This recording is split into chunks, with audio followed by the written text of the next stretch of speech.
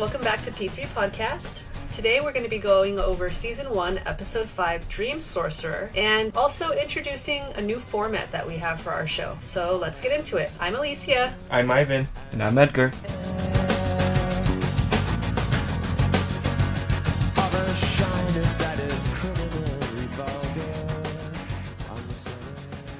Go ahead and jump right into some Charmed updates. First things first, so Charmed celebrated its 20th anniversary on October 7th last month.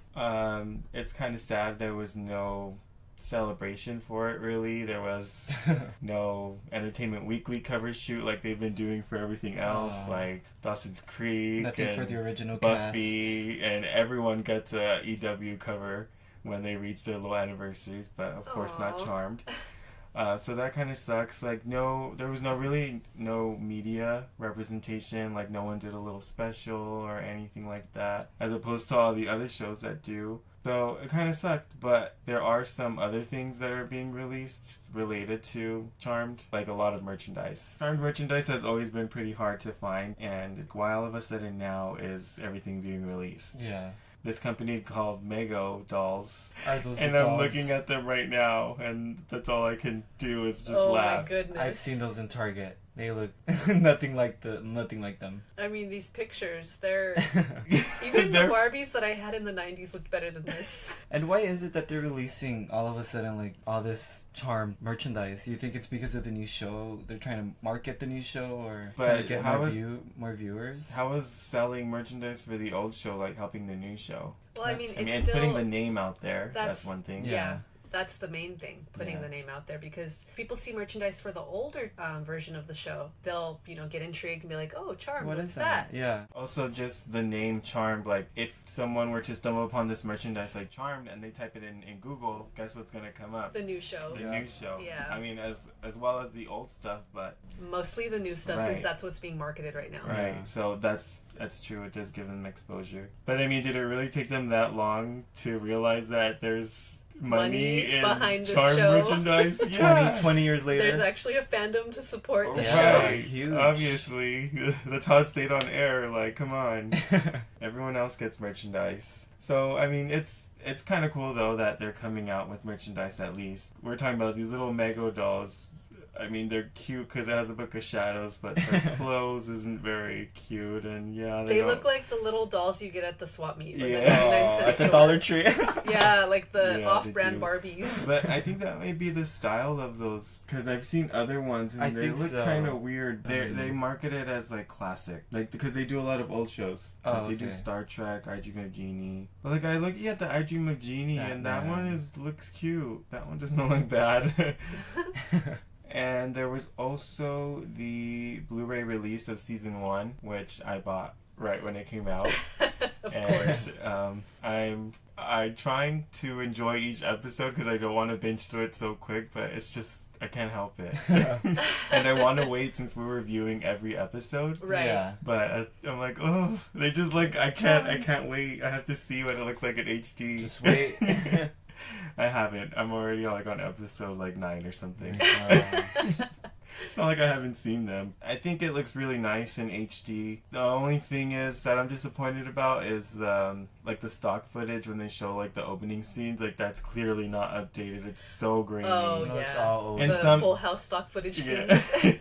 in some episodes, it doesn't look as bad, but in others, this one it was really bad. No, there's others grainy. that are worse. Really? Mm-hmm. So why is it that they try to fix it on some episodes and not all of them? It's probably just whatever stock footage they used when they're remastering it. Like, oh, do we have it in HD? And if not, then they just left it, probably. Yeah. But yeah, it looks really nice. The colors. The wide angle. Feels like I'm watching like a movie instead of a TV show. Like what I did like is that the actual music is there, and it's not the generic Netflix music that we've been watching the show with, because the actual music being there, really helps the themes and the feelings and the tone. Story and everything. Yeah, everything is a lot more accurate as you're watching it. All of those original songs are jams. They had garbage in this episode. Just like you're saying, they obviously chose that song for a reason, like, because it goes with the scene that they chose it for, you know, and when they take that out and put something generic in there, something it doesn't give it the same effect. Also, there's, you know those monthly subscription boxes? Yeah. They have a Charmed one now. That's cool. So the first one was released at the end of October. I got mine. I did a little unboxing video that I'm gonna edit, so I'm gonna put that up soon. So yeah, it was really cool. It comes with merchandise that you can't buy anywhere, can't find anywhere else. So it's super exclusive. Yeah. So it came with like a pin, a T-shirt. It came with like a little leather journal, like that's a book of cool. shadows. Oh, that's cool. So you can like draw your own stuff. I have to show it to you. Well, you have to watch my unboxing video. Yeah, I'm gonna put that up, so keep an eye out for that. Also, I saw that there's a link for an Amazon store now, and it's like a Charmed store. It has men's and women's t-shirts and pop sockets. It started off just with women's merchandise. Because it's not, when I found a link to it, and I can't find it anywhere else. If I search Charmed in Amazon, it won't come up, but if I click on the link, it takes me to the store. So, and before it just had women's shirts, now they have men's, and they're adding more stuff, so you can buy stuff off of there already. That's cool. Buy our shirts. So now we're going to go through our episode review, episode 5, entitled Dream Sorcerer. It was released on November 4th, 1998. It has a 7.8 rating on IMDb. The synopsis for this episode is Prue's sleep is disturbed by strange visions in which she's taunted by a sinister and threatening man who has taken over her subconscious. Always so dramatic, I feel like, these little log lines. So we are doing things a little bit different now. We're going to go through... more of a general type of overview of the episode instead of going point by point like we were doing before. Scene by scene. I feel like it creates better discussion. It'll move along faster. An easier flow. We're going to go ahead and start with the storyline in this episode. Basically, there are women dying in their sleep, but their reasons for death are for really abnormal things, like they were pushed off a building, but they're in their bed and their body hasn't been moved. Something's going on. The general storyline itself reminded me a lot about Nightmare on Elm Street. Basically, the villain hunting down like people who've wronged him in their dreams. That's Nightmare on Elm Street. Right. Yeah. In this case, women that reject them. Yeah, and actually I saw that it was a comparison to Nightmare on Elm Street 3 Dream Warriors. That I think there's like a whole sleep study lab type of thing going on in that one. I haven't seen it in a while, but apparently it's like related to that. That's where they got the inspiration for the storyline. What do you guys think of that storyline? I really enjoyed the sisters coming together to support Prue at the end, like as a part of that storyline, because it seemed like instead of Prue trying to help and protect them, it was the other way around this time. Yeah, now it was them helping her, because it's usually Prue, she's the responsible one, protecting everyone, trying to take care of everyone. Overall, I love the connection that the girls had in supporting and being there for each other. With Prue always being so, protective with her sisters, and Piper being, the nurturing, motherly one. To Phoebe, being the free spirit, happy, positive one, always, seeing the good and bad situations. So I like that whole aspect of that. I did like the storyline of like the dream leaping, but I feel like it could have been expanded a little bit more. Yeah, it could have been just to get like a little bit more of the rules and just to get a better understanding of how the dream leaping works. Yeah. Right. But when you think about it, it's like, okay, they have 45 minutes, like they can't really get into the whole backstory of like detail exactly how it works. If not, they'd have to cut other parts of the story, which I think were all necessary in the episode. Right. I think it could have been carried out better, but for a 45-minute show, they did what they could. Yeah, that's true. As I was watching it, I didn't realize that there was a lot missing when it came to explaining the dream leaping, because it was kind of just like, oh, all of a sudden this guy's in the girl's dream. Yeah, so you don't know if he's a demon or... Yeah, it was a little bit fast. Something that was kind of cool that it wasn't a demon, he was a human. Yeah. So it was kind of weird, like, wait, he's not a demon, but he still poses a threat to them, Yeah. And I thought that was a different balance as opposed to going to sci-fi, like, or a demon right away, supernatural right away. It posed to like a human threat without him having any power. Even though they're witches, they're just people who happen to be witches, not like witches who are people. That's not the answer to all their problems. Still. Right. You would think.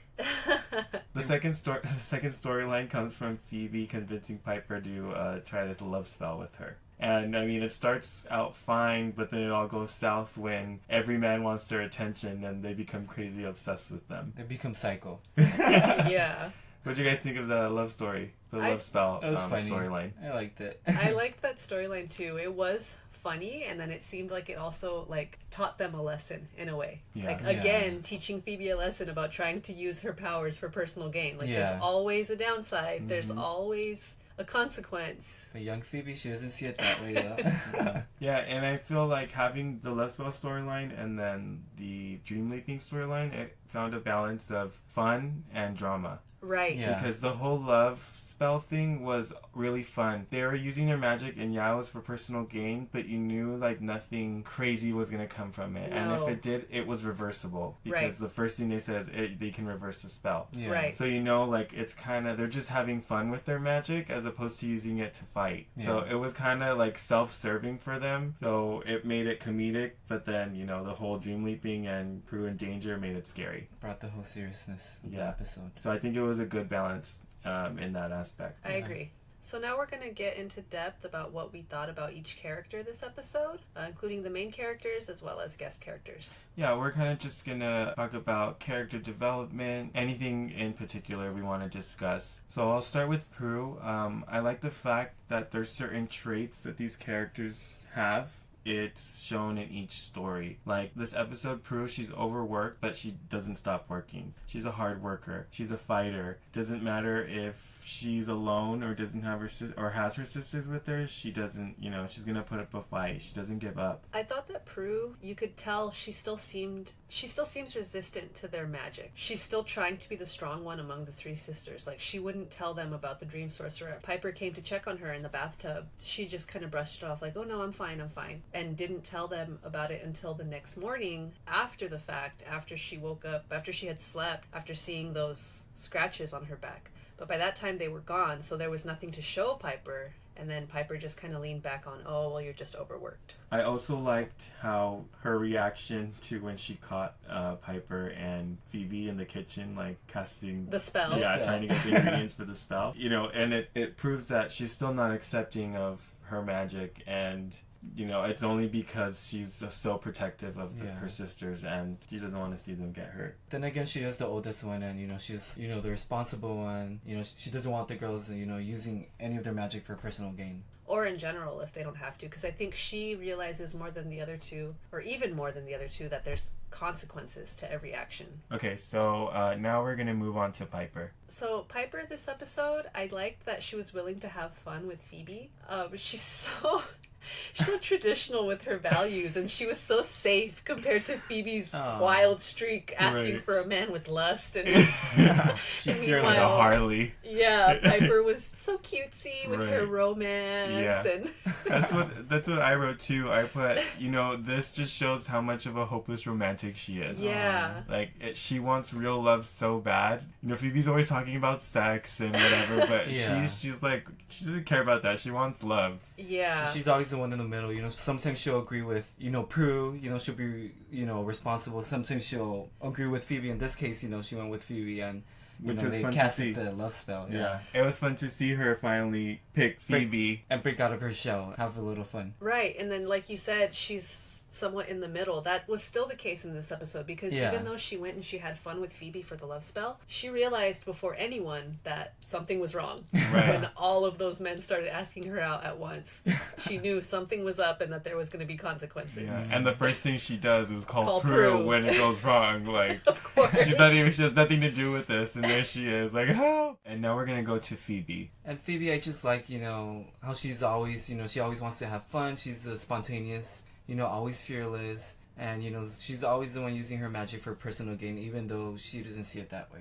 She's just looking for any little loophole to have fun without consequences. Yeah. But she doesn't realize or think about any possible way that it could go wrong. Right. The consequences. There are no consequences in her mind. Right. So it's just still young. Right. It's just a young free spirit. Like she wants to explore the magic that she's been given. Yeah. And she's a little bit self-serving, which isn't a bad thing. She wants to do stuff for herself, aka personal gain. Basically. Right. But yeah, and she's not afraid of it. Right, she embraces herself, and she embraces, you know, the magic. Like she says before they even cast the spell, she tells Piper, what's wrong with knowing what you want in a man? Like, you should just ask. Mm-hmm. And she's very confident about what it is that she wants, and she knows what makes her happy. And she always goes and gets, you know, what it is that she wants, you know. Yeah. She's fearless. we can kind of lump Andy and Daryl together in this episode. So they were just trying to figure out how these women were dying, and kind of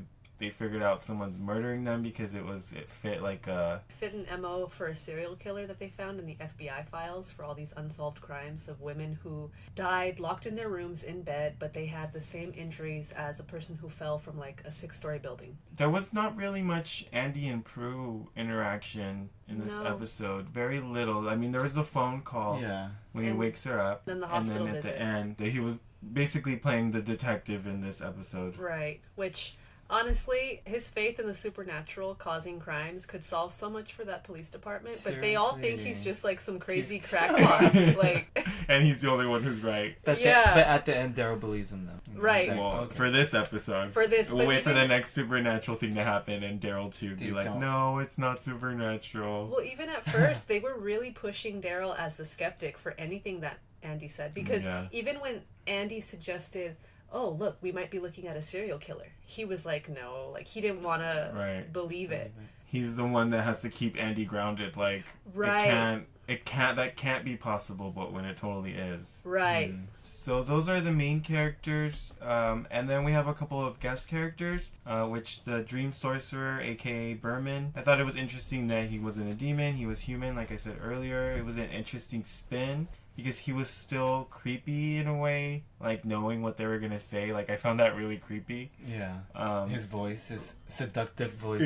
Yeah. And then I like how he posed a threat without like going like super sci-fi or fantasy. The actor, he was like Angel from Buffy, but with awful acting. Like, what was up with that slow, breathy voice? Yeah. There was some scenes where he was like, I don't know. Yeah. Maybe. I think that's just he was trying to be seductive, because the whole scene of him being in the actual dream with the girls, that whole scene was seductive, like from the music to like what he was doing. He was picking them up. It was just still so weird to me. Yeah. And then he like was like a weird version of Brad Pitt's character in Fight Club.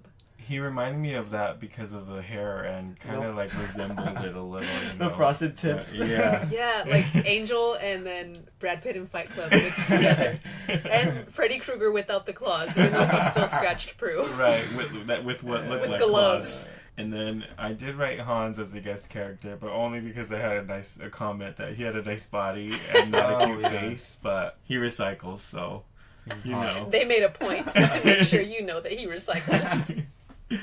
He couldn't walk out that door without putting that milk jug in the recycling bin. We're gonna move on to the special effects. Did you guys like anything in particular? You guys think anything was funny?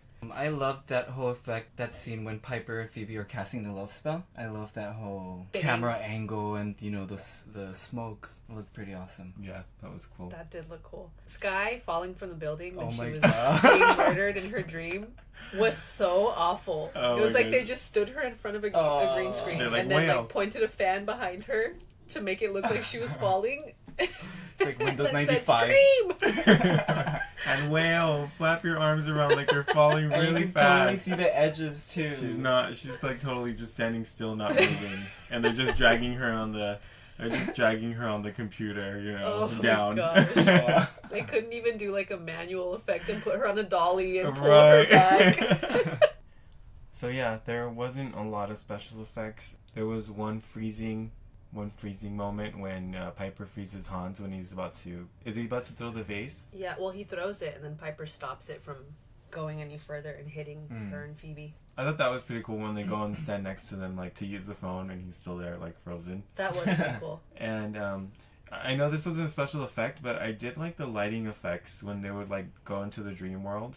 Like there was like a scene when it was red. It would like change colors like on every scene. And I liked when it went into the dream world, there was like certain items that were in reality that transferred to the dream world. Like when she's sleeping on the bed, like the bed is in the dream world. Or the bathtub. Or her office desk. Right. Like, I thought that was kind of cool. And I thought the camera work, like switching back and forth, was kind of cool in that too. Like the scene when the phone starts ringing, she turns around to look, and then the camera she's awake. then suddenly she's in her office again, and she's like waking up. I thought that was cool. And now we're gonna go to just discuss the acting, if there was any funny moments or favorite moments you guys had from the episode. Just the cheesy line in the beginning, that random guy at the bar, when he goes up to Phoebe, he's like, "Are your parents terrorists? Because baby, you're a bomb." Oh my gosh. That was ridiculous for me. I was like, cheesy. I was like, oh my gosh. Those cheesy lines. The funniest part to me was the fact that the cat also had all these cats trying to go up to her because she was sitting there while they were casting the love spell. That was so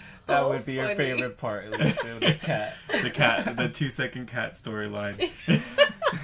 My favorite part of the episode. That, and then, oh, okay, so this doesn't have to do with the acting, but how we talked about how the Blu-ray split from standard screen to widescreen. Yeah. I've been pointed out to us that when Prue is in the ER, there's a crew member visible pulling cords away. That was pretty funny.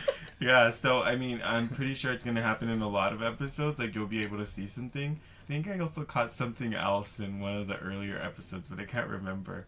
So, I mean, that's going to be funny to look out for. I did touch on this earlier, but I really liked when Phoebe and Piper and Prue just have the little discussion in the kitchen about the love spell. Because that, you know, when Prue walks in that they're going to get it and that she's not going to be happy about it.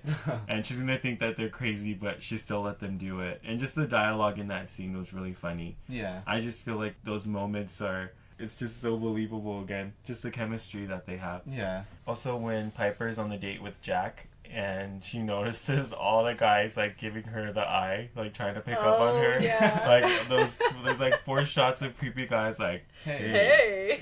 Like giving her the eye. Like, holding out a rose. Behind the plant. Hey. I thought that was so funny, and just seeing how like flustered Piper gets, like, oh my god, she gets so nervous. Like, yeah. oh my god, that's you, Ivan. I'm Phoebe. I'm like, hey, okay, I'll meet you in the restroom right now. And like your appointment's at 1, you come at 2, and 2:30, you come at 3. 3:30. And I was like, Prue, help! The boys are looking at me. So let's go ahead and move to the final thoughts and give our rating. I really liked that this episode had the contrast between the two storylines. The more lighthearted and fun storyline versus the dangerous, scary storyline. It just brought, you know, a more dynamic feel to the show. I rated it 4 out of 5. I just wish we would have seen a little bit more cheesy special effects. A little bit more magic, huh? Yes. That it was missing. It was. But I guess that's because the villain this time wasn't supernatural. Yeah. Right. And I rated this episode a 3.5. I just liked the whole connection with the girls and how they came together, you know, to help each other out and be there of support for each other. How about you? For me, just like Alicia said, I like the balance of drama and fun. It was fun to see the girls using magic to serve themselves, and I feel like it created a new view of how their magic and their powers could work. I thought the acting was good. Berman was a little much at times, but I thought, you know, maybe that was just part of his character. Right. Everything you guys said, which I kind of agree on. I liked how Prue had to fight this demon on her own, you know, and their sisters kind of had to help her. You know, we talked about this earlier. They talked her through it. Yeah, and I gave this episode a 3.5. And that was only because of the dream leaping execution. Yeah. If that would have been just a little bit better explained, then I would have gave it a higher rating. But it was a good episode overall. I don't have much behind-the-scenes trivia for this episode, but it is interesting that the antagonist is a complete mortal. And also the hospital that Prue was in, it's in Los Angeles. It's the Linda Vista Hospital. Oh, yeah. That they used for Dexter Season 1 and also True Blood. True Blood, yeah. It's not open anymore. Wow. They use it for like filming purposes. Only? Yeah. Wow. So now we're going to introduce a brand new segment that we're adding to the show. We're just going to play a few games, have some fun to end the podcast with. So this segment is called Blast from the Past, and we're just going to be discussing what dated the episode. Was it an article of clothing, technology, dialogue, music, anything? So who wants to go first? For me, what I spotted was the cell phone Prue was using when she was driving. Oh, yeah, I remember that brick. Those brick cell phones everyone had one. I didn't have one. I was still, you know, little. But I remember seeing my sister having one of those brick cell phones. Oh my It's goodness. hilarious. Like, it took up so much of her hand. Yeah, it was bigger than a house phone. It was just as fat as a house phone. That was funny. I wrote that down too. I said the men's fashion. All of the men in this episode looked like they were wearing dad clothes. Oh yeah, my gosh. All of them. The baggy suits. There was there's baggy suits, and then one guy was wearing like a brown like 70s like old tuxedo, the one that went like that. Yeah, that guy. the creepy one that pointed at Piper. Another thing was definitely Berman's hair. That messy, spiky look was so late 90s. Yes, so 90s, definitely. Hey, it's back in fashion again. You see everyone now with like blonde hair, now it's tips. I'm like, oh my gosh. Now it's the white blonde. Before it was like the Brad Pitt blonde, but now it's like the white platinum blonde. Yeah. I thought the pickup lines in the beginning, like, did it hurt when you fell from heaven? Stuff like that. Like, that reminds me of being little, reading like cheesy pickup lines. Yeah. Stuff like that. I remember reading that. I thought that kind of dated it for me, but who knows how long those pickup lines have been around. Also the music. We had Garbage during the first dream sequence, and then like the second song they played right after that was some super 90s singer-songwriter sounding song. Yeah. Like only that one like span of time between like 1995 to 1998 where there was like that kind of 700 female singer-songwriters out on the on the market at once. That's so true. And then one last thing that I thought of was when Piper was watching the workout video on VHS. Oh yes. I guess that dates it a little bit. And we are introducing our second new segment, which is called Halliyes, Halliwell, or Halliwont. So basically, Halliyes means a yes. Halliwell is, maybe, like, well, maybe on the fence. And Halliwont is no. So while we watched the episode, we all came up with a question. So would you guys have responded to the pickup lines that Phoebe blew off at the beginning? Halliwont. Halliwont. Halliwont. Who would respond to those pickup lines? They were really bad. If someone told me that, I would just like be really scared and creeped out and maybe just walk away. I would just walk away and like, ew. He was a lot nicer than I was. Yeah. I would have been so mean. Me too. She entertained them for a bit. Like, I wouldn't have given it the time of day. Like, Are you kidding me right now? The question I came up with was, knowing the consequences of the love spell, would you cast it? Halliyes. I like to be spontaneous, just like Phoebe, and I think that would be funny, like just to see people's reactions and just kind of play. For me, is Halliwell. I think I don't know. I can't. Knowing the consequences scares me because I would know I would get freaked out if I saw these people paying attention to me or trying to get my attention. My instinct would be to run away. So probably Halliwont. I would say Halliwont just because I'm a little, in person, I'm a little bit shy unless I know you well, and I can be somewhat introverted. I'm like on the fence in between intro and extroverted. I think we're all like that. Yeah. So yeah, sometimes I don't really like strangers approaching me or talking to me, so I get a little weirded out. And my question was, would you wear Phoebe's pink knitted see-through top? Hallie, yes. If I look like her, Hallie, yes. Hallie, no. Hallie won't. It's okay. We gotta get used to the game. It's the first time playing the game, so it's Hallie won't. I just thought it was ugly. I don't know. So 90s. I thought it see through and the little bow that she had right here. Yeah, the tiny little bow on like. I remember wearing stuff like that in the 90s and wanting to wear like, it wasn't see-through, but like the little knitted tops with the little bow and stuff. At first when I saw it, I was like, ew, but then the more I looked at it, I'm like, that's kind of cute. Like, yeah, I could see people like wearing that like for fashion. It's just a sweater with a tank top under. Like, that's all it was. It wasn't a tank top. Wasn't it just her bra? No, she had a tank top on under. No, it was a bra. No, it was a tank top. It went through all the way down to her waist. Oh. Because at first I thought it was her bra, and then I looked at it again, and it was her tank top. Well, Hallie, yes, anyways. So we have an announcement. we're doing a contest. We'll be giving away a charmed pop socket. In order to participate, leave us a 5-star review on iTunes and send us a screenshot on Twitter, Instagram, or via email. And you can email us at p3podcast@gmail.com and find us on Twitter or Instagram at p3podcast. And that's PTHREE podcast, spelled out. The contest will be running until December 25th, so you have just a little bit over a month to get your entry in. You have your choice between 4 pop sockets we'll be posting a photo of on our Twitter page. Don't forget to get your entry in so that you can be a part of our raffle. There are a variety of ways of listening to the show. You can listen and subscribe via iTunes or the Google Play Store. You can listen to us on Spotify, on Stitcher. You can also listen to this podcast on the Podbean app or visit our website at p3podcast.podbean.com. We want to thank you for listening to P3 Podcast. Join us next time for our review of Episode 6, Wedding from Hell. Once again, I'm Edgar. I'm Ivan. I'm Alicia. Bye.